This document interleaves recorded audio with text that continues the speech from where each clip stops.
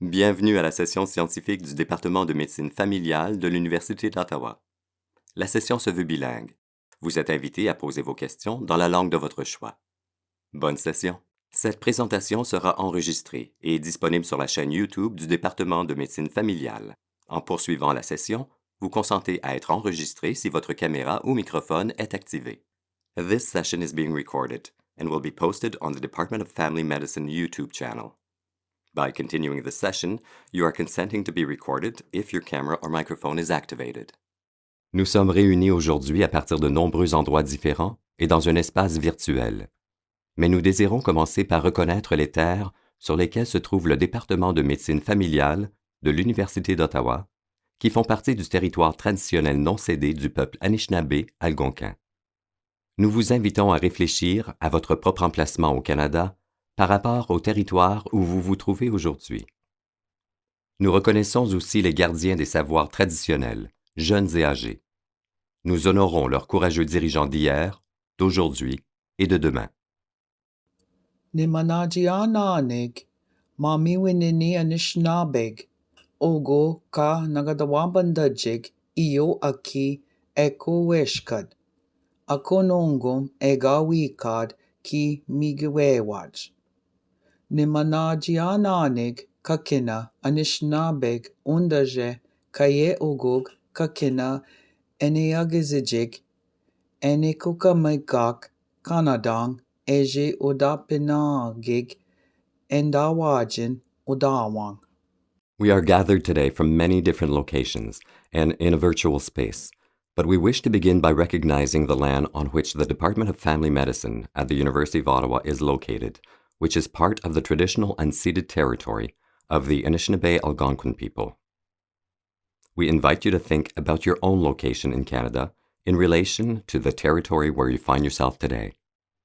We also acknowledge the traditional knowledge keepers, both young and old, and we honor their courageous leaders, past, present, and future. Bonjour et bienvenue aux séances scientifiques du département de médecine familiale de l'Université d'Ottawa.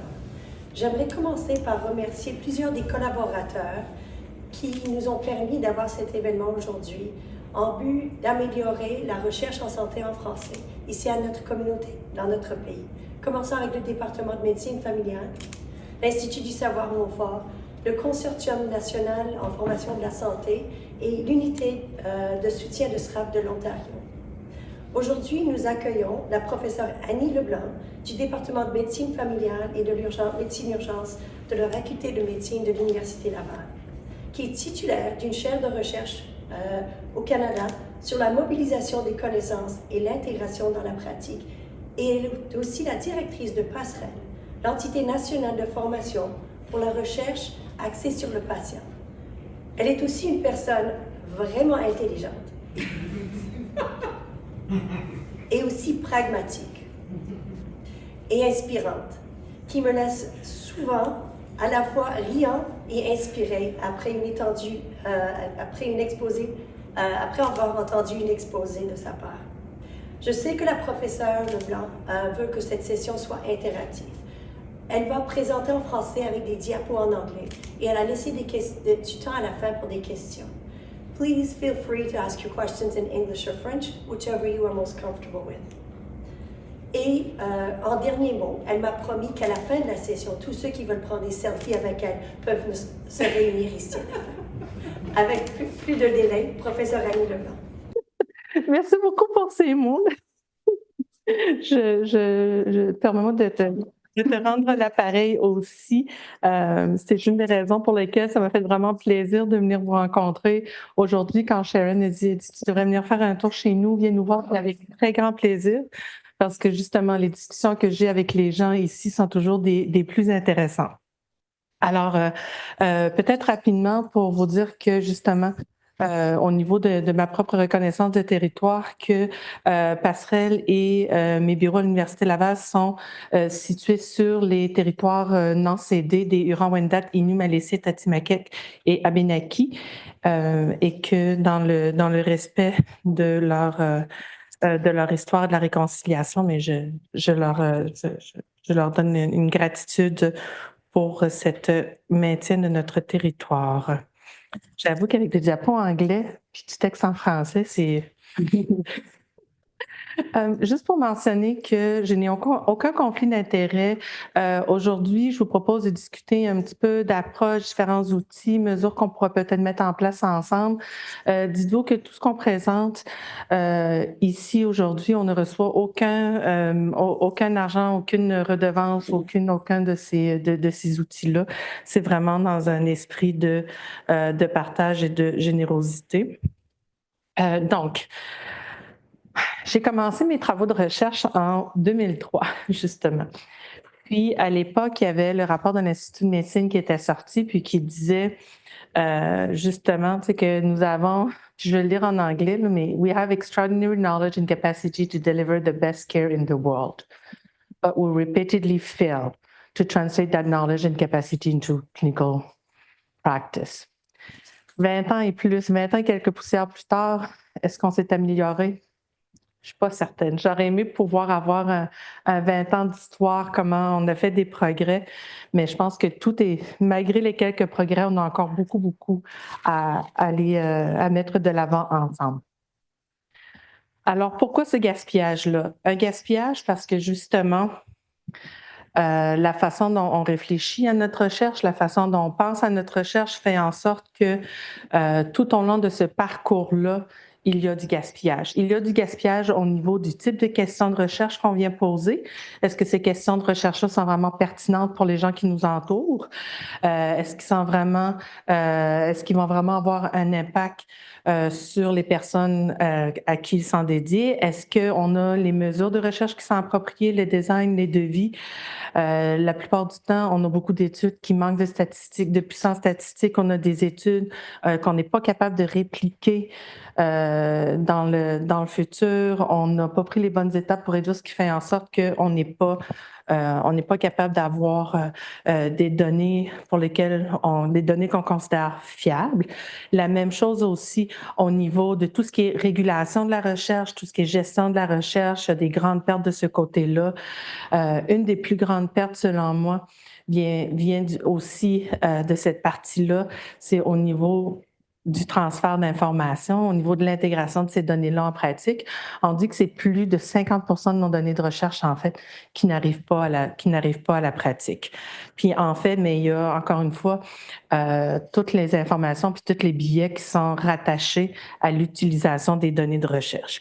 Si je le mets autrement, fait qu'on parle justement, vous voyez, à 85% de nos travaux de recherche qui seraient gaspillés.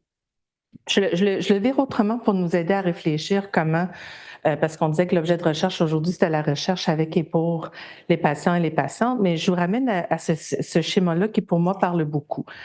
Parce qu'on a tout à fait à votre gauche, ce qu'on voit, c'est tout ce qui est notre recherche clinique. Fait que cette recherche clinique-là, cette quantité de recherche-là, éventuellement, elle se regroupe en synthèse de connaissances et on arrive avec ce qu'on appelle toujours nos données probantes.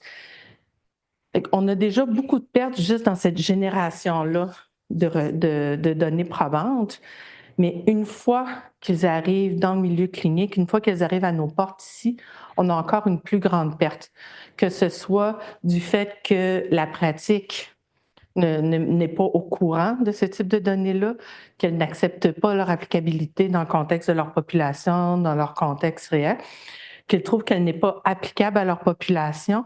Il y en a d'autres qui ne sont pas capables d'agir sur cette donnée-là. Puis quand on va, vous voyez toute cette perte d'informations-là, puis quand on arrive en bout, les dernières catégories, ça, c'est la rencontre avec le patient. Fait que même quand on arrive au niveau de notre patientèle tout au bout, mais eux aussi, ils ont leur rôle à jouer parce qu'ils doivent, en quelque part, comment est-ce qu'ils prennent en compte les informations qu'on a discutées avec eux, les conversations qu'on a eues, et qu'ils adhèrent à cette information-là au traitement, la proposition qui a mis de l'avant. Donc, ça nous donne peu de marge de manœuvre de dire, OK, qu'est-ce que nous, on peut faire pour améliorer ce processus-là? Donc, un des éléments, puis je vous donne 2 exemples ici. En fait, si je veux juste revenir ici, en fait, l'idée derrière la recherche avec et pour les patients, avec les parties prenantes, bien, elle vient un peu de là de dire comment est-ce qu'on vient générer des questions de recherche qui sont pertinentes, qui sont à propos, comment est-ce que dans le cadre de nos travaux, on les rend utilisables, comment est-ce qu'on fait en sorte qu'on vient réduire justement ce voltage drop-là qu'on voit à travers nos travaux. Puis je vous donne quelques exemples justement de l'applicabilité qu'on a pu voir dans les dernières années. Fait que dans cette portion-là de comment je viens générer des données probantes, mais un des exemples qu'on peut peut-être mettre de l'avant, ce sont les enjeux de dialyse. Pendant des années, il y a eu de la recherche encore et encore et encore pour essayer de trouver les nouveaux traitements pour la dialyse.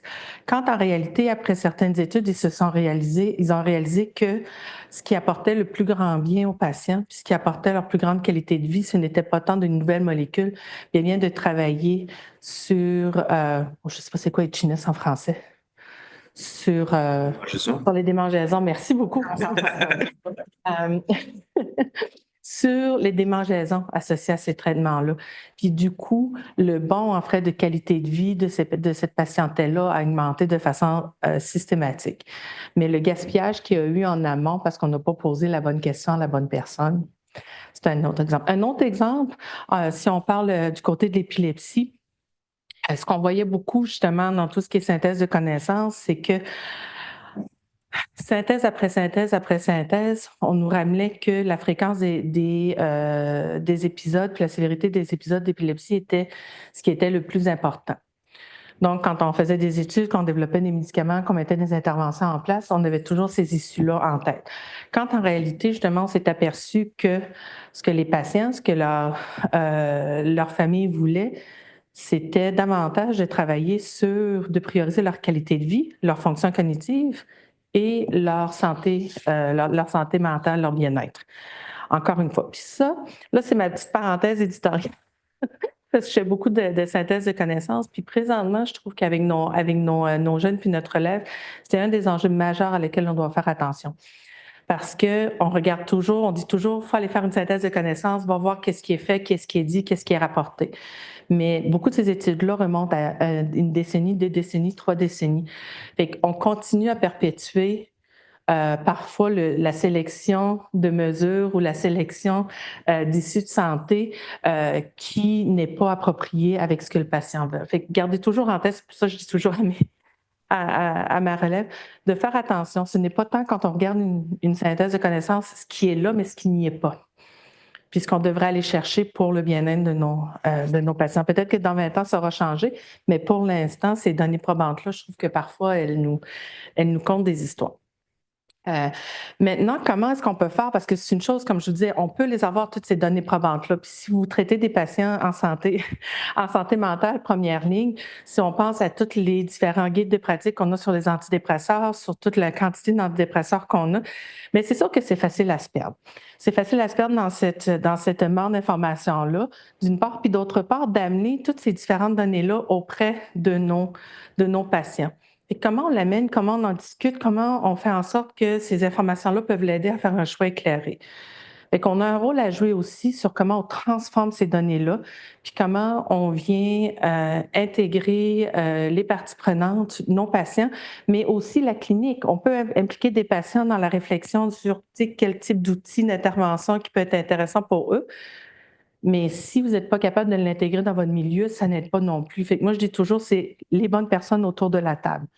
Pas seulement des patients, pas seulement des chercheurs, mais l'ensemble des gens qui sont au service du patient. Fait que ce sont des exemples au cours des années où l'intégration des patients dans les réflexions a vraiment eu du positif. Donc, si je nous ramène à l'engagement partenarial, si je nous ramène à la recherche axée avec et pour les patients, je vais nous ramener aujourd'hui à l'essentiel.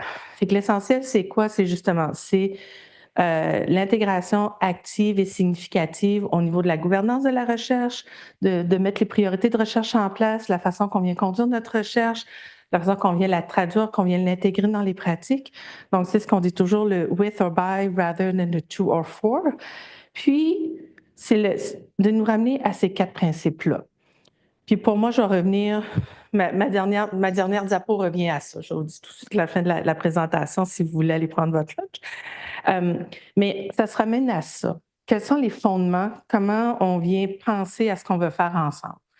Donc, on ne veut pas penser à quel cadre, quelle checklist, quelle façon. On se ramène pourquoi je veux faire ça. Donc, si on a nos principes de respect mutuel, de soutien, d'inclusion, d'inclusivité, puis surtout si on est en mode de co-design et de coproduction. Nous, je sais que de notre côté, je ne sais pas pour vous, mais on va beaucoup maintenant vers la coproduction. Plutôt que de dire, bon, on va venir engager, impliquer des patients, on va venir coproduire, co-designer ensemble. Donc, encore une fois, ça met tout le monde sur le même pied tout le monde au même pied d'égalité, tout le monde qui vient contribuer de son expérience et de son expertise dans un même but. Je me permets une petite nuance, en fait, parce que souvent on entend parler d'engagement partenarial, parfois de recherche axée sur le patient.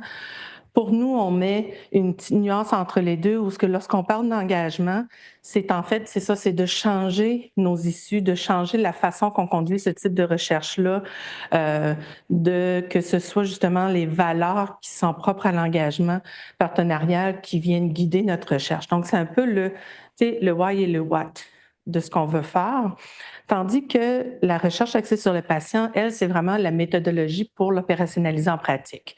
Donc, le how, le comment. Puis, ce qu'on réalise en pratique, malheureusement, c'est qu'on a beaucoup sur le pourquoi, mais peu sur le comment. Ça fait qu'entre autres, c'est un peu, entre autres, notre raison d'exister, puis j'arrive dans quelques minutes. Comment on fait pour venir créer un pont entre ce qu'on veut puis comment on veut le faire? Je vous disais que je ne vous parlerai pas de méthode, d'approche et autres sur les 4, mais c'est ma diapo justement de One Size Doesn't Fit All, parce on a tendance, on aime les checklists, on aime les guides, on aime les frameworks, on aime les choses, puis on pourrait en présenter pendant des heures. On pourrait en décrire, chaque entité ne sera pas développée, des cadres, des frames. On a des cadres, des approches, des méthodes. Moi, je vous dis d'y aller avec ce qui fonctionne pour vous, ce qui fonctionne pour votre équipe, ce qui fonctionne pour votre projet de recherche. Parce qu'on n'a pas de vraies données probantes qui disent que c'est ABC qui fonctionne le mieux. Donc, dans certains projets, ce qu'on va vouloir, c'est amener des patients pour qu'ils viennent s'asseoir avec nous pour l'entièreté du projet, pour discuter de certains éléments. Dans d'autres types de projets, ce qu'on veut, c'est peut-être comprendre leur environnement. Donc, on va vouloir aller faire de l'observation, on va vouloir aller faire un sondage, on va aller faire des groupes de soutien pour mieux comprendre, prioriser notre question de recherche. Donc, encore une fois, ne pas s'arrêter à dire, là, tu sais, dans quel modèle, pourquoi, quand, comment est-ce que je respecte? L'idée, c'est de faire un premier pas. Fait que si ce premier pas-là, il est fait avec l'intention de vouloir changer la façon qu'on conduit notre recherche, de vouloir la faire de façon inclusive, puis d'avoir un impact sur nos participants, mais ensuite, les autres morceaux vont venir. Fait que, tu sais, un petit pas va loin.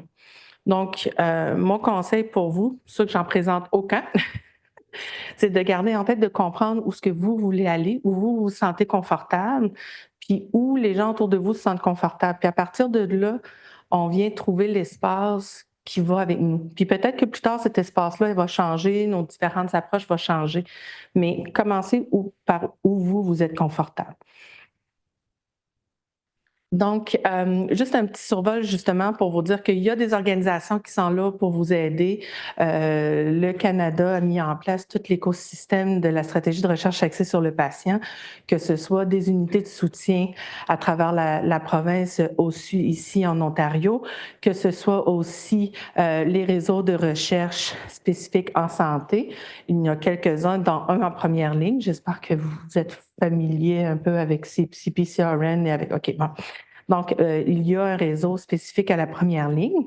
Puis, il y a 3 réseaux transversaux qui viennent aider dans différentes initiatives, que ce soit le Sport Evidence Alliance, avec tout ce qui est génération de données probantes, le Health Data Research Network, qui est là pour toute la gestion, la réflexion autour de l'accès aux données, et Passerelle, qui est le nouveau bébé, qui est l'entité que je dirige, qui est là pour venir justement fédérer toutes nos décennies d'activités autour pour essayer d'en faire du sens, tout le monde ensemble, puis de penser à une capacité pérenne, à pérenniser les différentes initiatives qu'on a mis de l'avant ensemble. Fait que là, je viens justement de vous parler de Passerelle. On a un site web, toute l'information est là. Grosso modo, juste pour vous dire, dans nos réflexions futures, nous, notre but, on est vraiment là pour venir soutenir, les gens qui veulent faire de la recherche axée sur le patient. Puis vous voyez que je ne parle pas de patients, chercheurs et autres. On est tous apprenants, on est tous à nos débuts, on est certains sans expert, puis tu peux avoir un patient expert puis un chercheur débutant, tu peux avoir, bon, vous voyez un peu. Fait que pour nous, c'est vraiment qui sont les personnes qui veulent faire partie de ce type de recherche-là, puis on les accompagne. Donc, on met en place des programmes de soutien aux apprenants. On essaie justement de faire cette curation-là, non seulement de faire de maintenir un central hub en français, un pôle, donc un pôle de connaissance de tout ce qui a été fait autour de la recherche axée sur le patient. Mais là, la prochaine étape qu'on est en train de faire, c'est de faire la curation de ces données-là. Parce qu'encore une fois, je vais vous le montrer dans une petite seconde, là, mais on a un répertoire de près de 400 formations et 300 outils. Mais si on arrive là, dans cette boîte-là, je veux dire, c'est comme si on n'avait rien. Donc, pour l'instant, notre premier but, ça a été de rassembler. Le punchline, bien entendu, peu ou pas de ces outils et de ces formations-là sont en français. Que ce ne sera pas une très, très grosse surprise, mais on y travaille. Justement, on était vraiment, vraiment fiers que ce réseau-là ait été attribué à une université francophone pour faire en sorte que ces ressources-là, que le fait que justement que la francophonie soit mise de l'avant. Donc, pour l'instant, si vous allez sur notre site web, si vous allez sur nos différentes plateformes, vous allez dire, oh, OK, c'est majoritairement en anglais. Oui, parce que la première étape, c'était de tout rassembler. Fait qu'on est maintenant à l'étape de faire la curation, de regarder qu'est-ce qui fonctionne, puis de mettre en place. Peut-être que ce sera des traductions, mais peut-être que ce sera du nouveau développement parce que les gens ont tendance à penser qu'un DeepL fait la job puis que ça nous donne quelque chose, mais il y a une adaptation culturelle, il y a beaucoup plus à réfléchir que de juste mettre les différents outils dans un traducteur. Donc, on fait ça. Là, on voit... Non, vous ne me voyez pas, moi, je ne me vois pas. On a aussi cette visée-là de venir regrouper la communauté, de créer des opportunités de collaboration, puis des opportunités de maillage. Puis je vous en parle dans quelques minutes parce que pour moi, c'est vraiment au cœur de ce qu'on fait. Donc, on offre des services au niveau des individus, peu importe qui vous êtes. On aide à venir renforcer votre capacité à faire ce type de recherche-là. On vient aider vos équipes de recherche à être capables de faire ce type de recherche-là et on vient aider vos organisations, que ce soit votre département, votre réseau de recherche ou même l'université, à soutenir ce type d'initiative-là. Fait qu'on on fait du soutien jusqu'à des clés en main, dépendamment des besoins. Fait que je vous ramène, comme je vous disais, je vous montre un petit peu le type d'activité qu'on a. Je vais revenir sur deux que je pense qui peuvent être intéressantes pour nous de réfléchir. Peut-être juste de vous mentionner, c'est ça, on a présentement une plateforme d'apprentissage qui est bilingue. Je ne vous en parle pas plus pour l'instant parce qu'on est en train de faire des changements majeurs sur la plateforme justement pour ramener, pour donner un peu plus de sens à certaines activités, mettre un peu plus le fait francophone de l'avant parce que c'est une plateforme partagée. Fait que je pourrais vous partager plus tard, mais dites-vous que c'est ça. On a près de 400 ressources sur cette plateforme-là actuellement. Ça touche la recherche axée sur les patients, mais ça touche aussi la recherche tout court. Donc, il y a beaucoup de formations justement pour votre relève si vous cherchez des choses sur l'éthique, les demandes de subventions, tout ce qui est EDI, tout ce qui est recherche avec les communautés autochtones. Il y a vraiment des belles ressources intéressantes. 90% en anglais, mais c'est ça, on s'en va vers d'autres choses. Vous avez aussi l'opportunité d'avoir présentement, à travers ces différentes activités-là, puis j'ai pas mis de diapo, fait que je vais vous le dire tout de suite, un des éléments sur lesquels mon équipe travaille très fort, en fait, c'est le regroupement de tout ce qui est activité francophone en première ligne. Donc, tantôt, quand je vais vous présenter un pathway, faites-moi penser de vous parler de ce qu'on a mis en place pour la francophonie, puisqu'on commence. Je travaille en première ligne, donc on a commencé par la francophonie et par la première ligne. Fait que ça va être intéressant ce qui s'en vient. Une question. Oui. Alors, pour moi, ça, c'est la première fois que j'ai entendu de ce programme. Et puis, je voulais savoir, c'était établi, c'est depuis combien d'années? Passerelle, on est à notre deuxième année d'opération. On commence notre troisième année d'opération. Donc, on est vraiment le dernier bébé de l'ASRA. Donc, ça nous a pris une bonne année, question de se structurer, puis une année et demie, parce que c'était ça, notre but, c'était vraiment de comprendre l'environnement puis de regrouper tout ce qui avait été fait comme initiative. Fait que là, maintenant qu'on a l'information, on est en train de la déployer, puis de la curer, puis de la partager. C'est super. Parce qu'on essaie toujours avec mon équipe de recherche d'avoir des partenaires publics pour avoir patient-oriented research, tout ça. Et puis, je fais le travail avec le gouvernement d'Ontario aussi. Et je pense qu'il y a une bonne opportunité. Ils ont un patient council, tout ça. C'est vraiment très bureaucratique pour avoir, pour inviter les membres du public pour participer avec nous. Mais il y a un peu un shift. Mais le gap, c'est vraiment qu'on doit faire une orientation. Qu'est-ce que ça veut dire l'entraînement? Non seulement pour les membres du public, mais aussi pour les personnes qui sont dans le gouvernement. Alors, félicitations. Je pense qu'il y a une grande opportunité. Il y a une lacune qui existe et je peux voir vraiment comment ça peut. Bien, merci beaucoup. Puis un des éléments clés qu'on va voir aussi quand on dit ça, puis on est en train d'évaluer différentes initiatives en cours aussi. On a certains réseaux qui créent leur propre consortium de patients pour venir faire le lien, pour faire genre des matching plateformes, là. J'ai des doutes personnellement parce que, on peut pas juste les patients vont avoir des attentes de juste mettre leur nom dans une base de données puis attendre qu'on les appelle. Ça prend un peu plus d'encadrement, de gestion. Fait qu'on est en train d'explorer. Fait que pour nous, oui, pour l'instant, nous, on offre vraiment tout cet accompagnement-là pour le faire. Puis on est en train de réfléchir justement. On ne se cachera pas avec les changements au niveau des IRSA, au niveau du Canada. Est-ce que le financement pour la recherche axée sur le patient va rester? Fait que nous, on travaille beaucoup sur cette pérennisation-là, de dire comment est-ce qu'on maintient en place ces opportunités-là une fois que le financement va être parti. Fait qu'on pourra, oui. Mais c'est gentil, mais oui. Fait que c'est vraiment notre but, c'est d'être capable de soutenir ce type d'initiative-là. Et une autre question. Est-ce que vous êtes lié avec Healthcare Excellence Canada? Oui. Oui, la réponse courte est oui. La réponse longue, on a eu beaucoup de discussions avec eux. On est en train de regarder justement qui peut faire quoi. On a Healthcare Canada, on avait aussi avec NAFRO pour plus au niveau des différentes provinces, mais on essaie de voir avec différentes organisations. Parce que c'est pas évident non plus, puis ça ramène à une des discussions qu'on avait hier avec les partenaires, c'est-à-dire que si on veut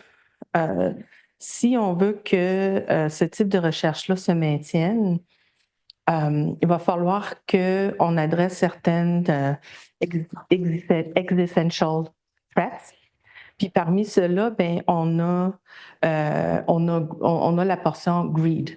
Donc, c'est quoi greed en français? L'avarice dans le sens que si on ne met pas de côté notre avarice, si on ne met pas de l'avant notre générosité, si on ne met pas de l'avant, si on ne va pas de l'avant dans un esprit de collaboration, on ne pourra pas maintenir ce type d'initiative-là. Fait que présentement, il y a certaines organisations, c'est sûr qu'ils voient une façon de rendre ça rentable, d'avoir un retour dans leur investissement. Bon, on parle de formation, d'activité, de faire payer pour certains services, mais ça va servir qu'à eux. Donc, on travaille beaucoup avec ces organisations-là, puis avec d'autres pour dire comment est-ce que, on se donne le mot d'ordre ensemble de collaborer puis d'être généreux pour offrir ce type d'activité-là pour tous gratuitement. Fait que Healthcare Canada a mis des choses de l'avant. Il y a des réseaux comme N2 aussi qui travaillent beaucoup avec les essais cliniques au Canada.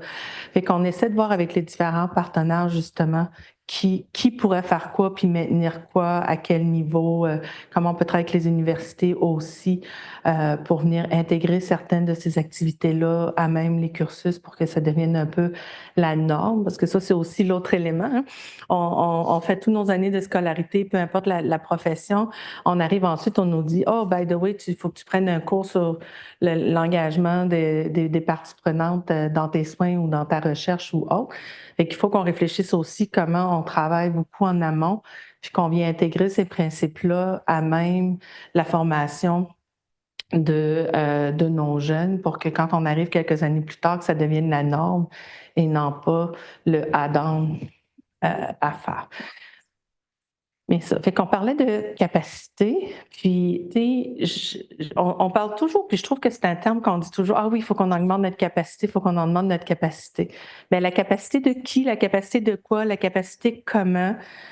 Parce que en fait, quand on revient à la définition simple de capacité, tu sais, ce sont des mécanismes qui sont tellement entrecroisés, qui sont là pour renforcer nos habiletés des individus, de nos équipes, de mettre en place une infrastructure puis un soutien qui fait en sorte qu'on peut faire de la recherche de qualité. Puis, il y a différents modèles de renforcement de capacité. Encore une fois, je pense qu'ils n'ont autant que de modèles d'engagement partenarial. Mais pour moi, l'idée d'aujourd'hui qu'on retienne ensemble, c'est que c'est multidimensionnel et c'est multiniveau aussi. Puis pourtant, quand on va parler de capacité, qu'est-ce qu'on va penser tout de suite en premier? Formation. Puis on nous demande, on dit, OK, c'est quoi les formations qu'on va donner pour créer de la capacité? Est-ce que seulement de faire une formation, on va pouvoir y arriver? Je suis pas certaine. Mais pourtant, je regarde même dans les plans de demande de subvention, on nous demande « What is your training and mentoring plan? » Mais c'est plus que ça, puis vous devez le vivre, surtout dans un milieu en francophonie où on se doit de s'entraider, d'être là, de former notre élève, de dire qu'un cours en ligne va changer un comportement. Bon, on est loin de là. Puis en fait, on le sait que la formation, non seulement ça joue sur, ça augmente un peu les connaissances, mais ça génère très peu de capacité de recherche. Pourquoi? Parce qu'on a des attentes irréalistes face à ces formations-là. On va donner 2 heures de formation sur la recherche, puis ils vont être capables de nous écrire des demandes de subvention, de recruter 3 patients, de les engager, de monter un projet ensemble. Je pense qu'on en attend beaucoup trop. Les formations sont souvent impersonnelles, hiérarchiques, peu ou pas d'interaction avant, après. On va avoir peu d'applications pratiques de ces formations-là. Fait que, on va dire aux gens, allez suivre cette formation-là, puis 1 an plus tard, 2 ans, on va dire, ah oui, tu te rappelles-tu ce que tu as vu, maintenant on va le mettre en pratique. Fait qu'on perd beaucoup, fait qu'on a une espèce de gaspillage aussi parce que il n'y a pas de continuité avec les formations qu'on va offrir à nos apprenants. Puis, ceci dit, comme je ne sais pas vous, ça vous est arrivé, parce que nous, ça nous est arrivé aussi, c'est que ces formations-là aussi, souvent, sont attachées à une personne qui les donne. Fait que si cette personne-là, elle change de fonction, elle change de travail, mais cette formation-là, on la perd aussi. Fait que je sais que pour la SRAP, entre autres, à travers les différentes entités, c'est beaucoup de formations et d'activités qu'on a perdues parce que les gens sont partis. Donc, cette absence-là de continuité, de connexion, de lien fait en sorte que on doit se poser la question, mais lundi matin, avec cette information-là, je fais quoi? Je fais quoi pour garder ma capacité de recherche en francophonie, que ce soit au Québec, ici ou ailleurs, en sachant ça?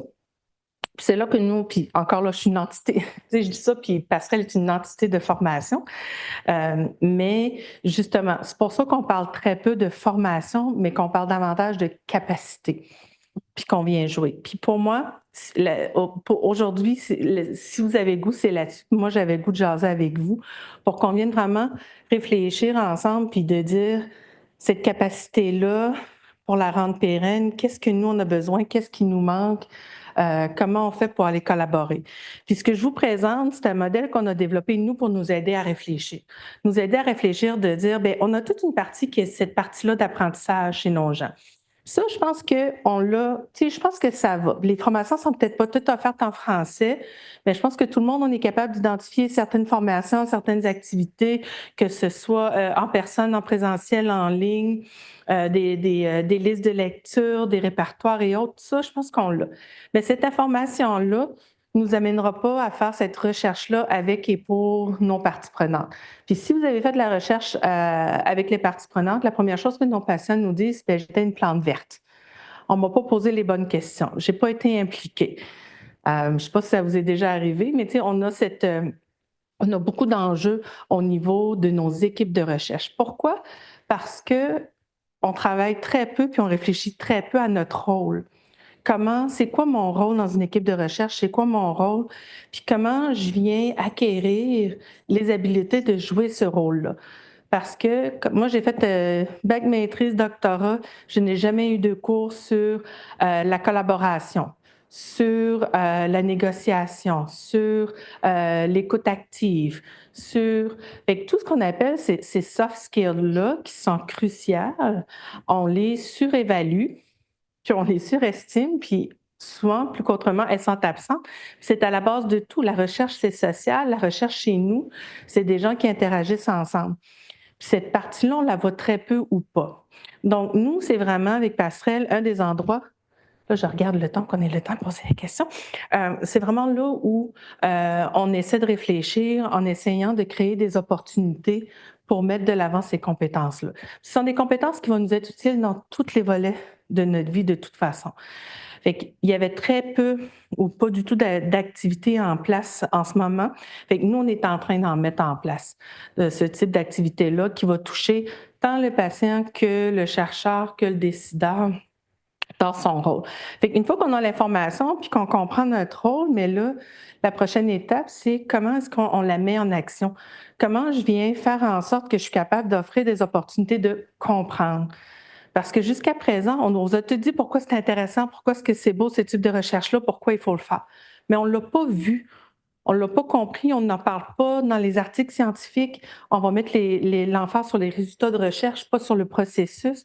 Donc, on a très peu d'informations sur tout ça. Fait comment on se donne les moyens en groupe de donner de l'expérience? Puis, on ne peut pas tous. Puis là, si vous voyez en bas, j'ai Put-it in action. Là. Ça, c'est pas tout le monde où on peut faire des stages, on peut faire des collaborations, des fellowships. Ça, c'est rare. Il faut qu'on soit vraiment bien structuré avec des organisations. Mais on est capable, en regardant qu'est-ce qui est fait, de pouvoir offrir certaines opportunités. Puis là, je vous donne un exemple en première ligne. Tu sais, tantôt, je vous avais dit qu'il ne fallait pas que j'oublie que je vous revienne là-dessus.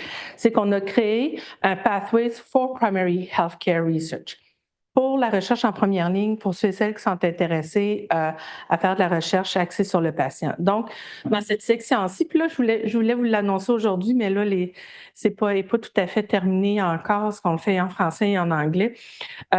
Mais on a regroupé différentes activités qui se passent à travers le Canada, que ce soit des journal clubs qui sont spécifiques à la recherche en première ligne, que ce soit des webinaires, que ce soit des case studies. Fait qu'on a rassemblé pour vous tous les différents YouTube channels que là, on a 20 entités ou plus tous les départements, plus tout.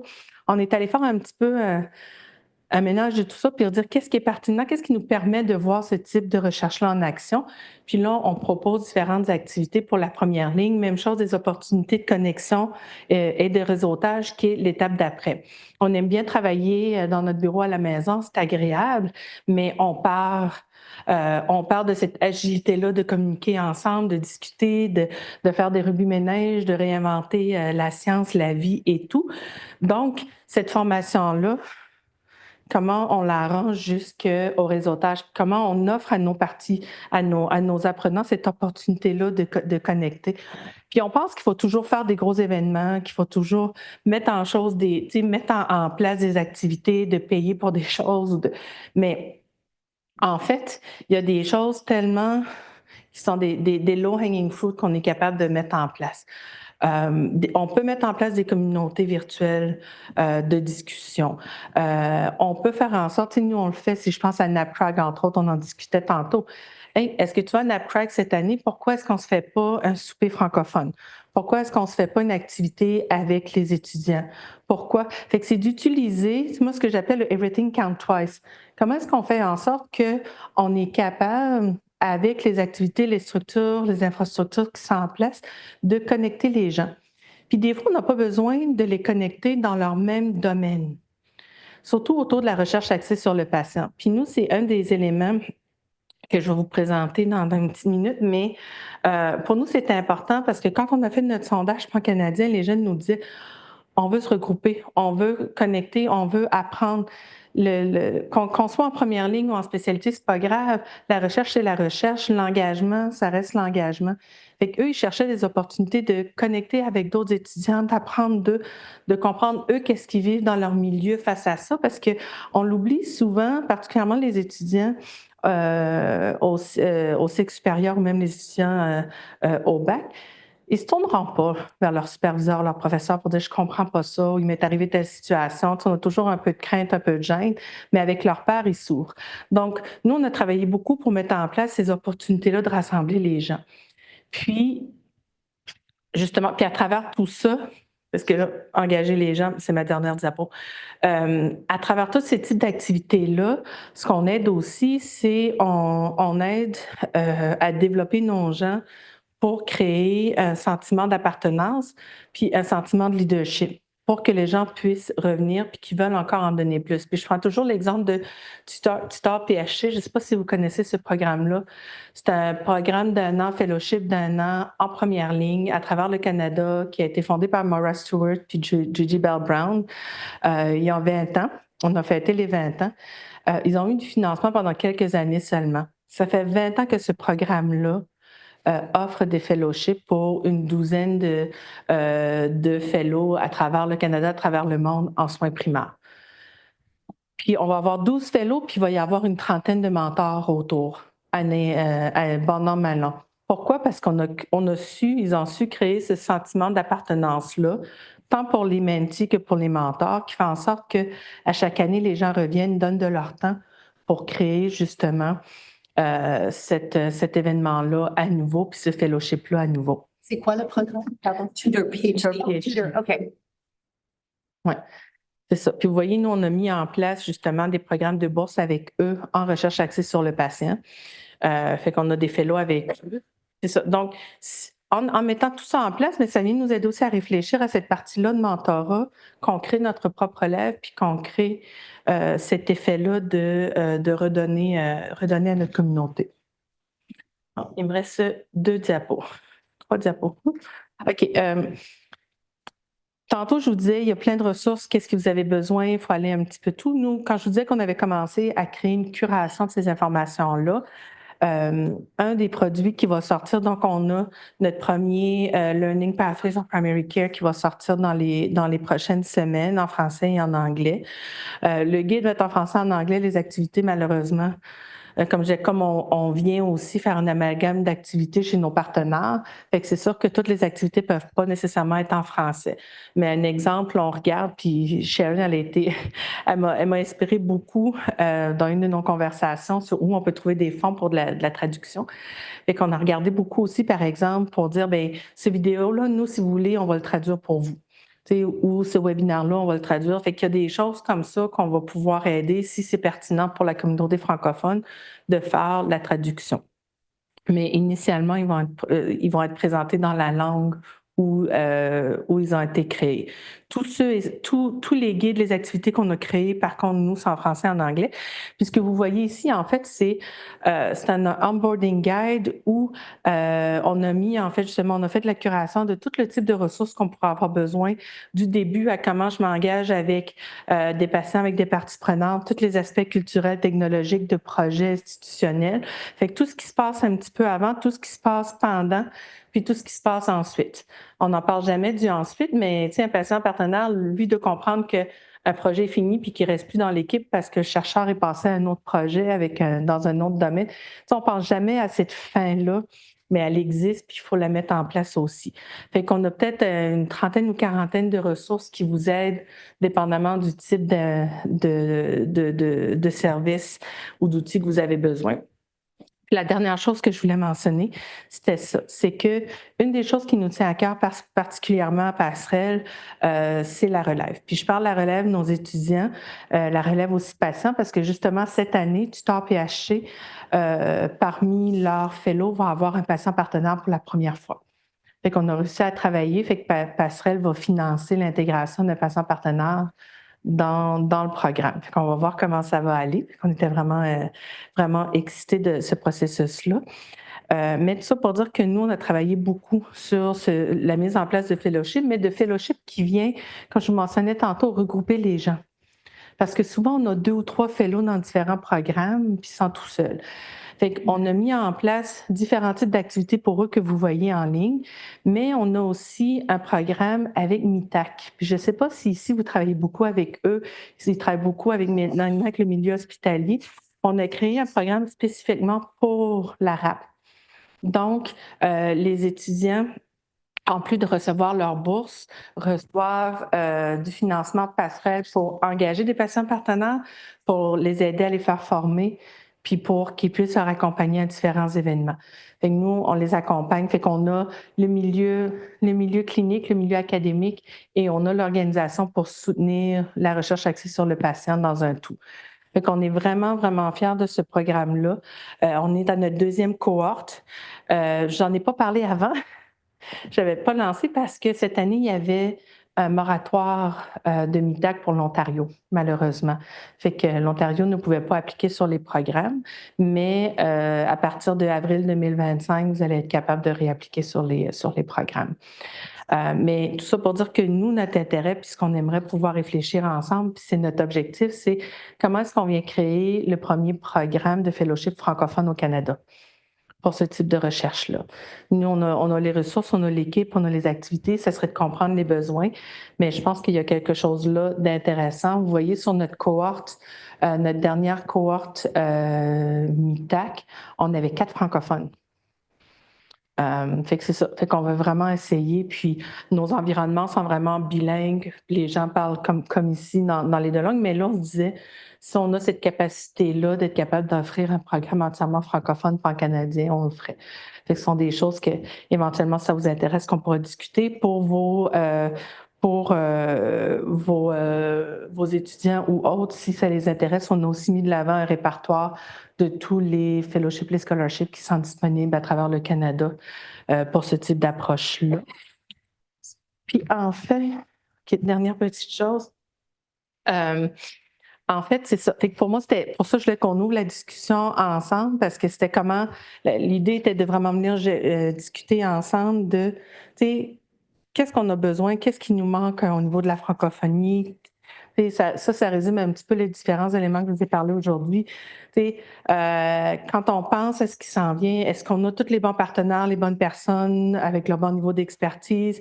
Est-ce que les activités qu'on a mises en place, ils sont synergétiques? Est-ce qu'on peut faire compter? Moi, je dis toujours, est-ce qu'on peut faire tout compter 2 fois? Là? Pour moi, quand je parle à créer de la capacité, c'est important. Fait que comment une conférence comme aujourd'hui, je l'enregistre, puis je peux faire des bite-size learning, puis comment je la réévalue, puis comment je suis capable ensuite de la mettre en micro-apprentissage sur ma plateforme, parce que peut-être qu'Annie, dans 1 an, 2 ans, sera plus disponible ou autre. Fait que pour nous, chaque fois qu'on génère un événement, que ce soit une formation, une activité, un outil, une conférence, on se dit toujours, tu sais, comment je la réutilise, pas juste au service de mon entité, mais au service des autres, puis comment on va créer ces collaborations-là avec les différents partenaires. Fait que, est-ce qu'on a planifié assez de temps, assez de ressources, qui est toujours un enjeu quand on essaie de faire ce type de recherche-là. Une des choses qui est importante aussi, c'est toujours de penser qu'est-ce qui existe, qu'est-ce qui est là, qu'est-ce qui peut servir de levier. Puis ce qu'on apprend surtout dans les dernières années, malheureusement, il y a beaucoup de mouvances au niveau des emplois, au niveau des gens. Fait que il faut qu'on investisse dans nos relations, il faut qu'on investisse dans les infrastructures, puis qu'on investisse dans une collaboration avec une entité ou une équipe et non pas nécessairement avec une personne parce que ça se promène. Puis les derniers éléments pour moi qui est super important, c'est ça. Comment est-ce qu'on vient collaborer avec d'autres entités, d'autres groupements, d'autres équipes pour justement travailler à cette pérennité-là, arrêter de dédupler les activités, puis essayer de se donner de la capacité d'en faire encore plus parce qu'on a ce partage d'informations-là puis d'activités-là. Ensuite, on n'a pas abordé le mentorat, mais une des choses qui est importante, nous, on réfléchit beaucoup sur les différents types de mentorat, que ce soit par les pairs, par exemple, pas juste le fameux mentorat officiel, parce que souvent, c'est épeurant pour les gens. Fait comment on crée... On parle de mentorat, mais pour nous, on voit davantage comme un réseautage pour que les gens puissent se parler entre eux, puissent se soutenir. Puis on dit jamais, mais souvent, se donner de la capacité, c'est d'enlever des choses qu'on fait qu'on n'a plus besoin de faire non plus, puis de regarder qu'est-ce qui pourrait être mitigé. Je vous disais que j'en reviendrai au début. Pourquoi on veut faire ça? Parce que c'est la bonne chose à faire. C'est la chose à faire, mais en plus d'être la chose à faire, ben oui, ça a de l'impact sur la qualité de nos travaux, ça a de l'impact sur nos communautés, sur nos patients, ça a de l'impact sur nous, sur nos propres compétences, notre propre développement, puis ça a de l'impact sur notre crédibilité et la confiance que les gens nous font autour de nous par ce type de recherche-là. Fait que je m'arrête là-dessus avec le petit mot de tantôt que je disais là, que tout effort puis tout pas est important.